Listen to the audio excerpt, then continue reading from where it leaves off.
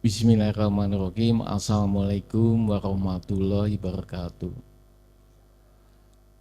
Yang terhormat komisioner, pejabat di Komisi Kejaksaan, pejabat Kejaksaan Agung, dan semua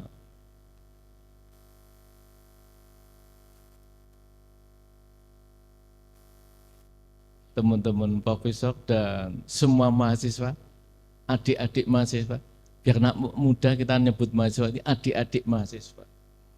Nah, judul saya ini tadi saya ngomong dengan Pak Jaksa Agung, keliru masuk. Ini kan praktek penuntutan. Tapi ini kita bisanya jadi praktek penuntutan seberapa jauh dilihat oleh teoritisi gitu. Paling tidak saya terkait praktek itu kalau jadi saksi ahli. Jadi tahu dikit praktek saksi ahli dan kemudian berinteraksi dengan mahasiswa yang dari kejaksaan. Banyak sekali mahasiswa kita S2, S3. Dan ketiga, dulu saya dosen baru tahun 84, 85 itu saya kosnya atau kos ya, tinggalnya itu di rumah jaksa senior. Jaksa senior itu. Kemudian putra-putranya itu jadi jaksa-jaksa dan jaksa-jaksa pinter-pinter itu. Nah, kita belajar dari situ. Rahasia jaksa-jaksa yang muda-muda itu siapa? Ini rahasia hak cipta milik milik pencipta. Nah, kemudian saya akan mengawali, tadi gongnya mana ya? Gong. Udah keluar ya, sudah. Ingat Bapak Ibu gong tadi yang diduduk oleh Bapak komisioner senangnya memang nutuk gong. Bapak Ibu semua membayangkan gong itu kan bundel, semakin dalam semakin, terus ada cungulannya itu ya. Kalau ditutuk gong, itu cungulan itu.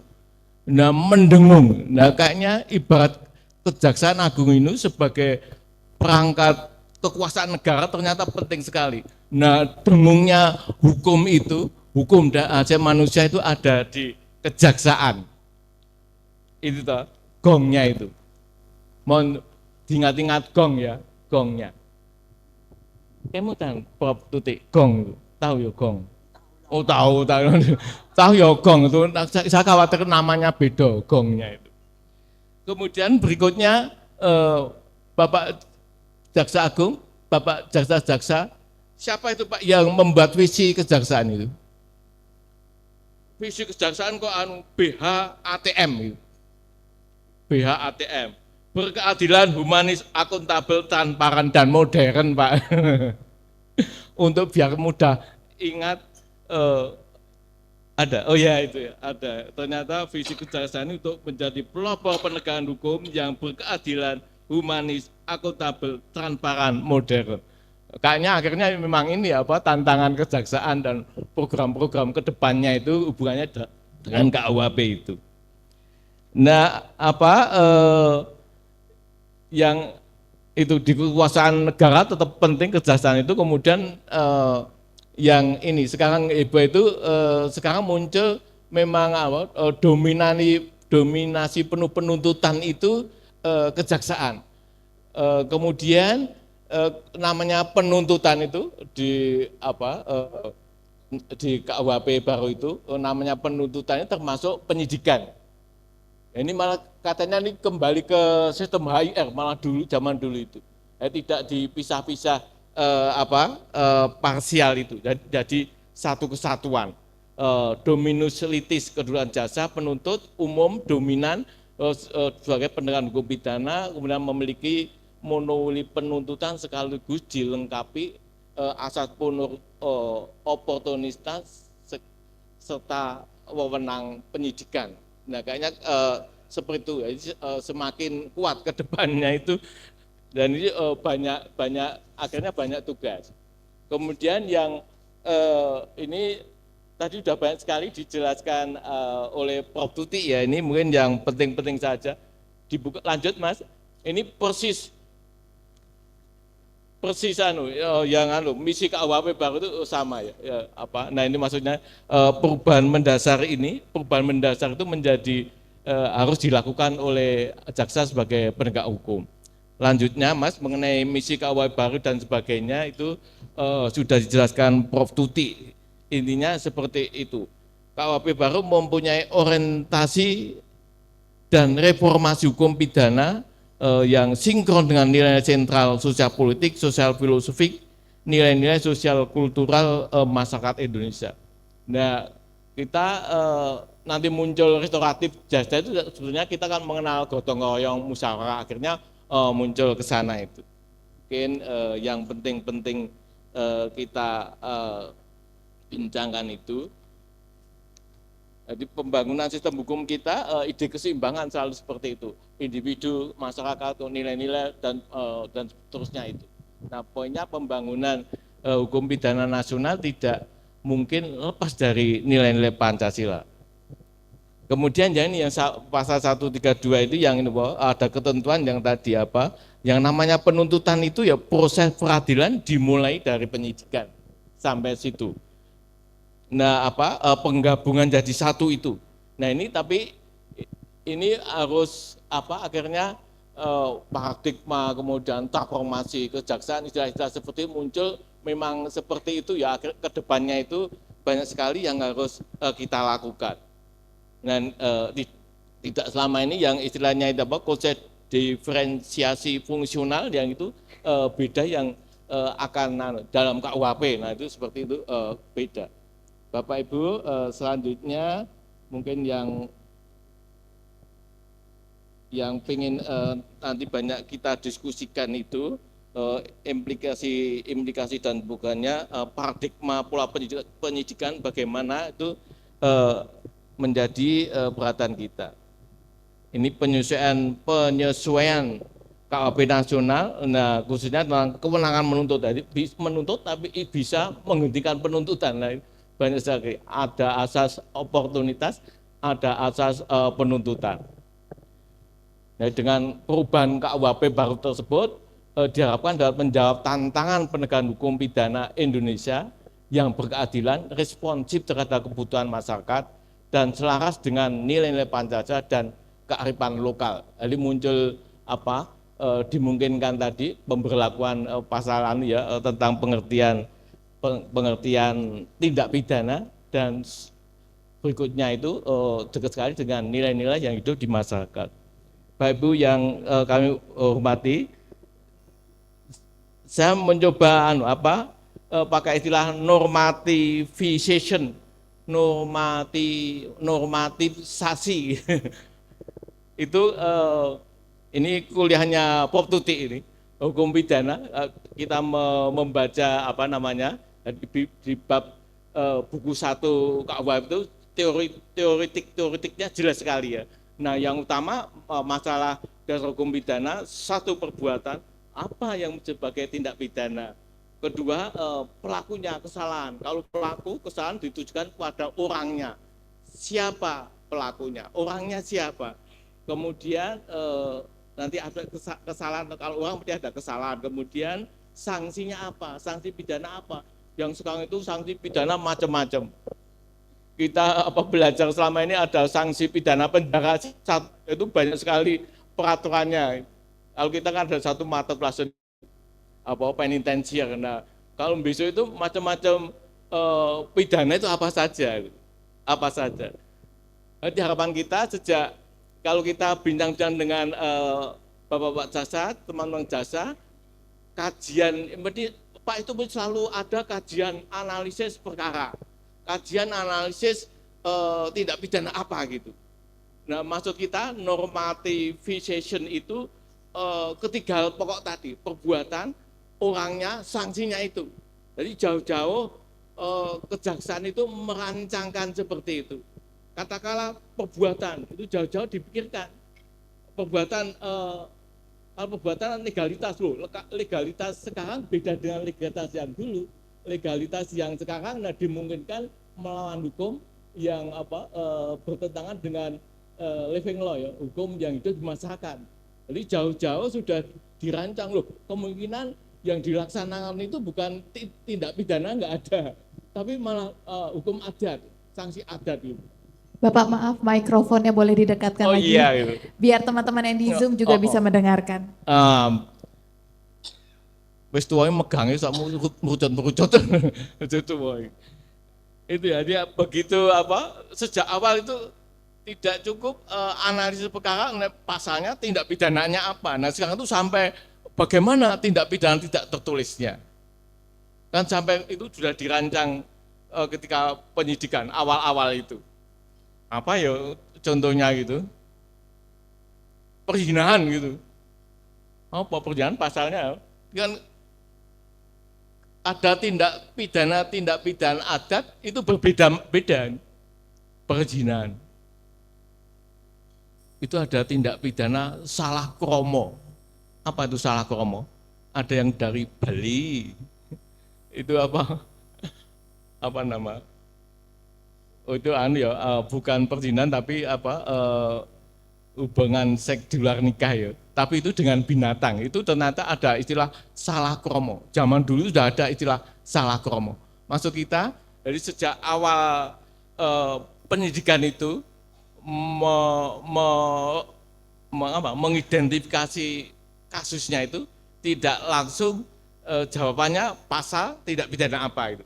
Tapi jauh-jauh seperti tadi apa kalau di sana itu adanya apa ya? Adanya apa ya?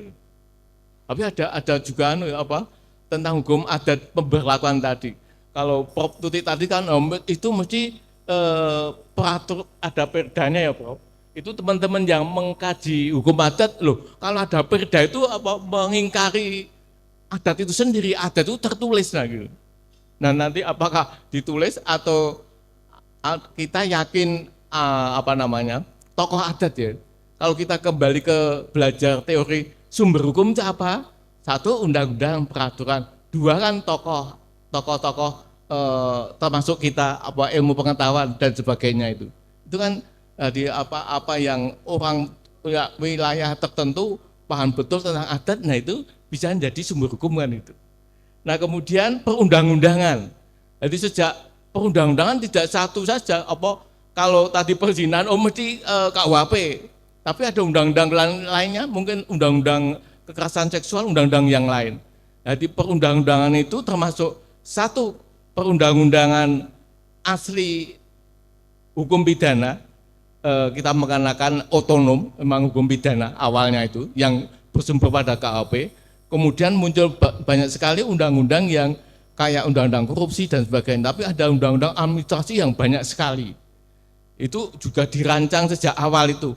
Kemungkinan satu perbuatan itu bisa mengiris beberapa undang-undang. Ini banyak diceritakan kalau kita kuliah itu, Bapak Ibu kelahiran tahun berapa ya? Dulu tahu ya, awal-awal internet itu ada artis terkenal, artis terkenal sekarang sudah nikah ya. Artis terkenal, suaminya ojol, namanya ojol. Terus kalau yang artis yang laki-laki itu, saya sebutkan lagunya saja ya. Suara hati ini menyebut namamu, karena separuh aku dirimu. Lagunya siapa Pak itu? Nah dulu itu lagu itu kan Ariel Noah ya Pak? Ariel kan? Nggak boleh yang nyebut MC lo ya, saya nggak menyebut.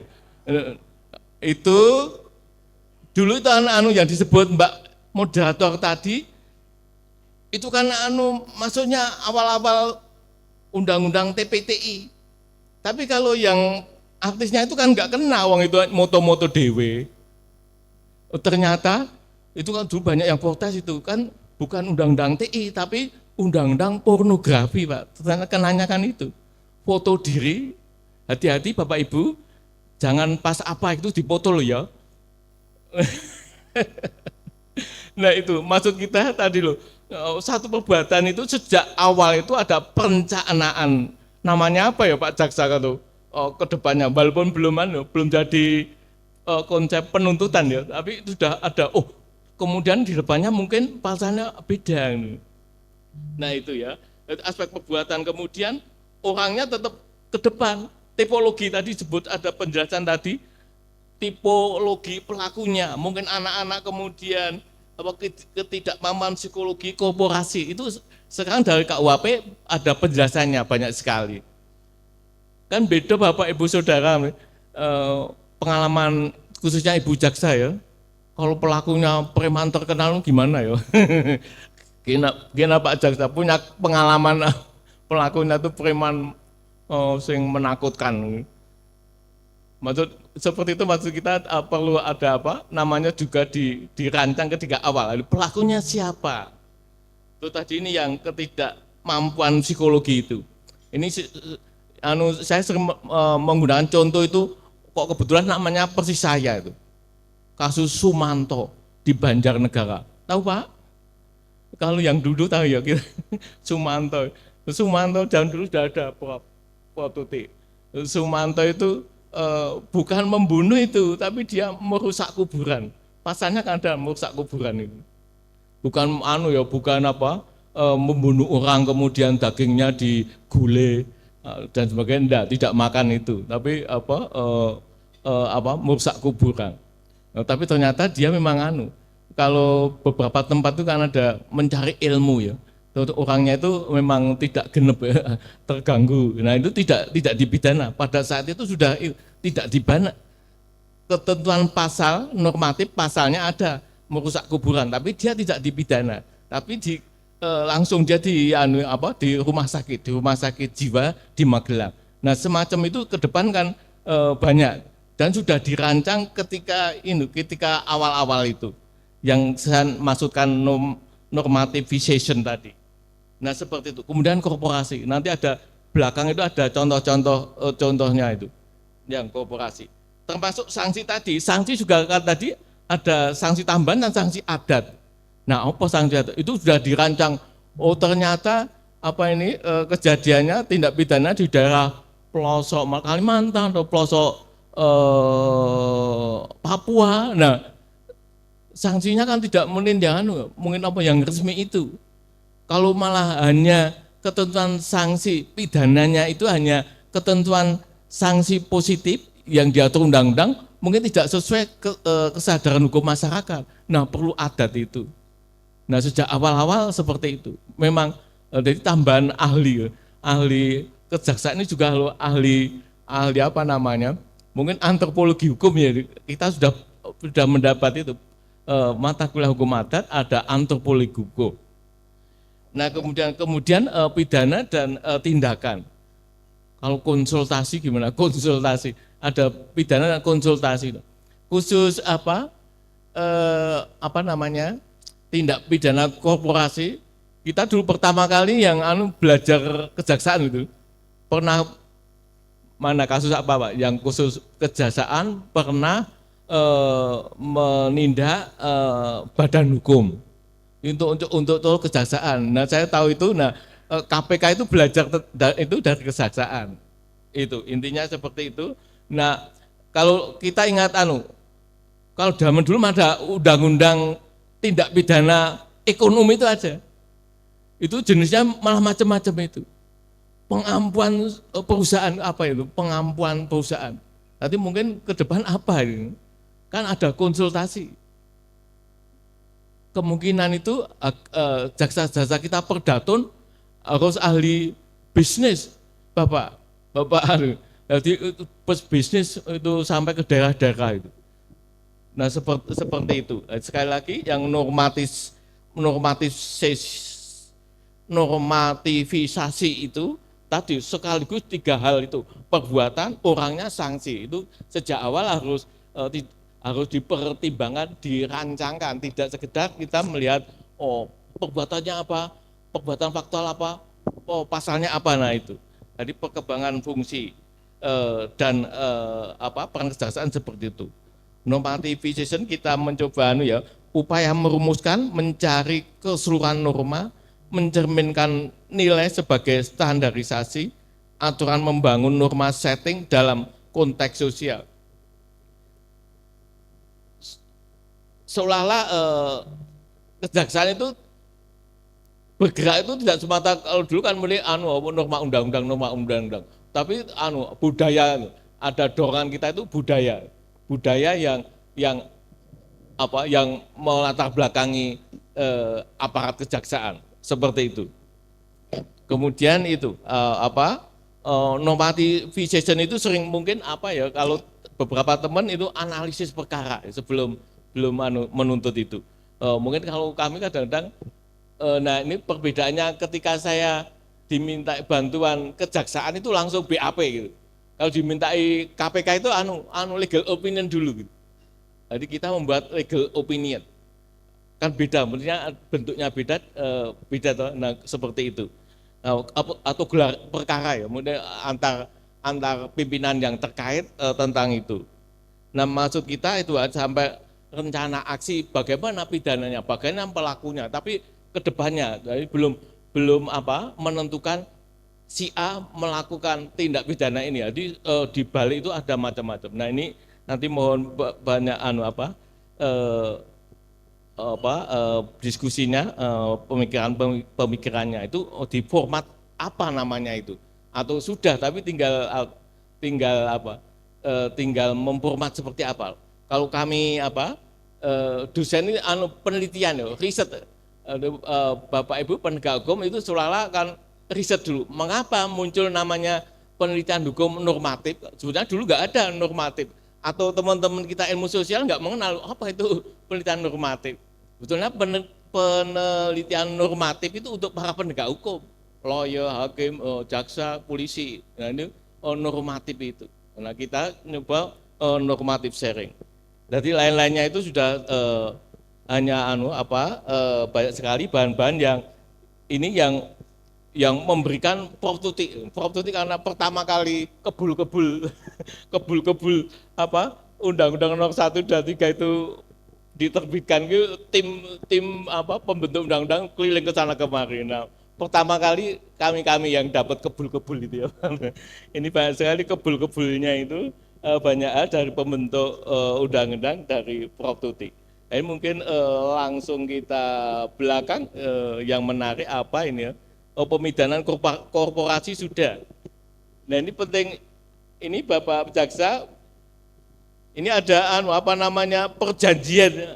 Jadi ketika menuntut korporasi ternyata tidak selalu diproses, itu ada perjanjian harus melakukan apa. Nanti kalau tidak melakukan, nah itu baru ditindak. Nah itu kan negosiasi. Pak Jaksa besok betul-betul juga berperan sebagai negosiasi.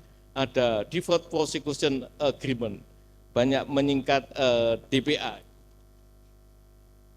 Dan penyelesaian inovasi, penyelesaian sengketa banyak sekali. Ini nanti ada pembahasan kebaruannya perlu menindak khususnya tentang restoratif justice itu, dan memang bagaimana berupaya mengoptimal. Ini beberapa sumber dari kesempatan dari kejaksaan, optimalisasi kewenangan jaksa dalam restoratif justice memerlukan pendekatan lebih bersifat kooperatif komunikatif dan seterusnya itu, pelatihan sumber daya memadai karena jaksa memiliki pemahaman yang baik prinsip restoratif justice. Jadi aspek SDM penting orangnya itu. Saudara-saudara, untuk akhirnya itu beberapa bahan, istilahnya digitalisasi, kemudian pemanfaatan IE, kemudian sampai robot. Itu tadi nanti ada pembahasan di sesi lain yang perlu kita kalau aspek teknologi itu mesti kita pertama kita tuh culture lag, ada jeda tentang budaya, tentang teknologi itu. Kami perguruan tinggi juga tidak gampang itu, sekarang apa-apa kan digitalisasi. Itu jangan coba-coba meluluskan mahasiswa tapi tidak tercatat, terdaftar di Dikti. Itu pernah perguruan tinggi toh, wisuda itu saat wisuda itu nggak ada ijazahnya. Karena data-data di kampus itu harus link dengan itu. Nah itu kan tidak mudah, ternyata itu kan melalui berbagai tahapan itu. Kemungkinan kejaksaan kalau digitalisasi kemudian penggunaan teknologi dan sebagainya itu, nah aspek-aspek itu perlu dipersiapkan, kemungkinan itu. Kita Zoom itu aja kan sopan etika, masalah etika juga penting yuk. Zoom itu aja, ini ada yang Zoom, pakaiannya Pak? Ada Pak, ini semua ada peserta ada. Zoom-nya. Yang Zoom itu juga pakai dasi dan ketok kelihatan gitu. Kadang-kadang kalau kuliah itu Zoom ya, hanya pasang nama, jadi orangnya nggak kelihatan. Mahasiswa kita jaksa Pak, lapor ke jaksa. Nah kita kan budaya seperti itu kok tidak kita aspek budaya kemajuan itu. Kemudian banyak sekali tadi restoratif justice dan sebagainya itu akhirnya negosiasi. Ternyata kalau di manajemen itu ada ilmunya tersendiri tentang negosiasi, kemudian mengenakan produk itu namanya apa ya? Seperti itu, mungkin seperti ilmu-ilmu seperti itu penting tadi. Nah besok kan jaksa tadi seperti yang tadi kan tidak menghukum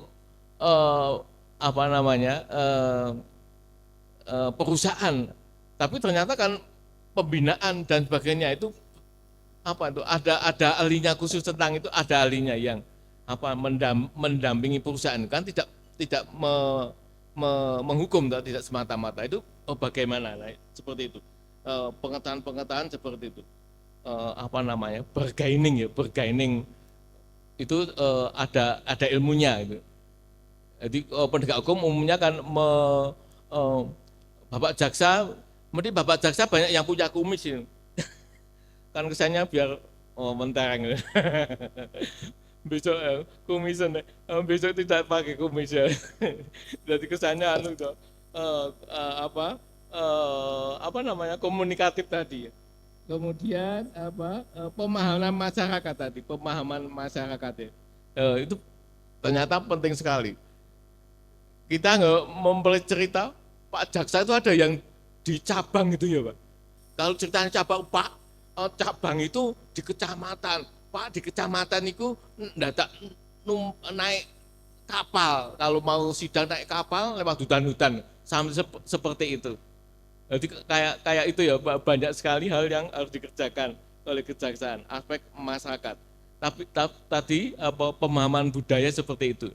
Budaya mungkin ada bagian budaya bukan artinya seksi bagian yang sering mengadakan hiburan, mengundang penyanyi, tidak itu. Tapi budaya memang memikirkan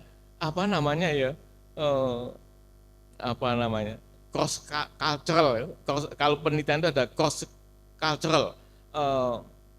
Pak Jaksa di Jawa kan, apalagi di Jakarta kan sudah umum sekali. Nah, tapi kalau di wilayah tertentu tadi, yang jaksa di cabang tadi, banyak suku-suku terasing. Nah, ilmu apa yang dibekali pada beliau jaksa kita. Mohon jaksa bukan karena dihukum loh Pak. Karena Pak jaksa ini tidak kasihkan di terpencil itu, tapi malah yang terpencil itu, kalau guru itu mendidik di terpencil terluar yang ditugasi di bagian-bagian itu malah yang perlu banyak kemampuan aspek budaya itu tapi kita aspek penelitian budaya hubungannya tadi, ternyata tindak pidana adat, ternyata ada sanksi adatnya. Nah itu pemahaman basic seperti itu penting. Ini termasuk juga mungkin kami dari perguruan tinggi kemudian juga lembaga kejaksaan merimiknya, memproduk jaksa-jaksa itu juga berbeda mungkin yang lalu-lalu. Setelah nanti KUHP sudah disahkan, kemudian KUHP kapan? KUHP konon tahun ini ya, entah KUHP kapan itu. Kalau perbedaannya KUHP dan KUHP, kalau KUHP jelas penuntut monopoli penuntut jaksa, tapi KUHP kan masih tak tarik ulur.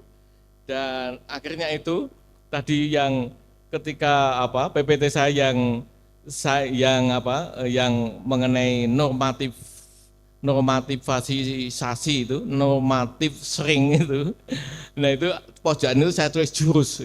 Nah ternyata bapak-bapak ibu jaksa ke depan itu jurusnya beda. Tidak hanya karate, pukul sekali, tendang sekali, tapi Wing Chun. Wing Chun itu tangannya, kakinya, kepalanya, perutnya untuk sekali menyerang gitu.